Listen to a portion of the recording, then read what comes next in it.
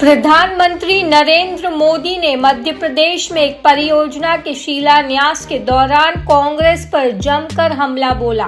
PM Modi ने आरोप लगाया कि कांग्रेस पार्टी देश के लिए बी.आर. अम्बेडकर के योगदान को नजरअंदाज कर रही है और हमेशा एक परिवार को इसका श्रेय दे रही है। प्रधानमंत्री ने कहा, बाबा साहब अम्बेडकर की दूरदर्शिता ने भारत के जल संसाधनों, जल प्रबंधन और बांध निर्माण को मजबूत करने में महत्वपूर्ण योगदान दिया है। अम्बेडकर जी ने भारत में प्रमुख नदी घाटी परियोजनाओं के विकास में महत्वपूर्ण भूमिका निभाई। वर्तमान केंद्रीय जल आयोग के गठन के पीछे भी उनके प्रयास ही है। प्रधानमंत्री नरेंद्र मोदी ने कहा कि देश की जनता तीसरी बार केंद्र में बीजेपी की सरकार बनाई। आज दुनिया भारत को जानना चाहती है, इसका लाभ एमपी को मिलने वाला है। उन्होंने कहा, देश में लंबे समय तक कांग्रेस की सरकार रही। देश में जल प्रबंधन और बड़ी परियोजनाओं को लेकर कांग्रेस ने कभी गंभीरता नहीं दिखाई। अंबेडकर द्वारा की गई जल प्रबंधन और नदी परियोजनाओं की योजना को कांग्रेस ने अनदेखा किया।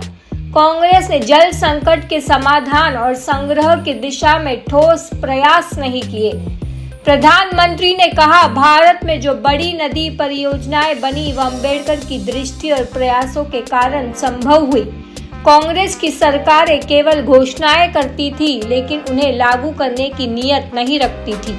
जहां कांग्रेस का शासन होता है वहां विकास नहीं हो सकता। प्रधानमंत्री ने भाजपा की उपलब्धियों का उल्लेख करते हुए कहा कि आज गरीब को मुफ्त राशन मिल रहा है। एक देश एक राशन कार्ड जैसी योजना के कारण राशन मिल रहा है। उन्होंने कहा कि अटल बिहारी वाजपेयी की जयंती को सुशासन का पर्व मानते हुए भाजपा सरकार इसे एक आदर्श के रूप में देखती है। प्रधानमंत्री ने कहा कि भाजपा सरकार योजनाओं को लागू करने में गंभीरता और प्रतिबद्धता दिखाती है। गरीब को मुफ्त राशन और अन्य जन कल्याणकारी योजनाएं इसके उदाहरण हैं। प्रधानमंत्री ने कहा कि देश की जनता ने तीसरी बार केंद्र में बीजेपी को चुना। ये इस बात का प्रमाण है कि जनता को भाजपा के सुशासन पर भरोसा है।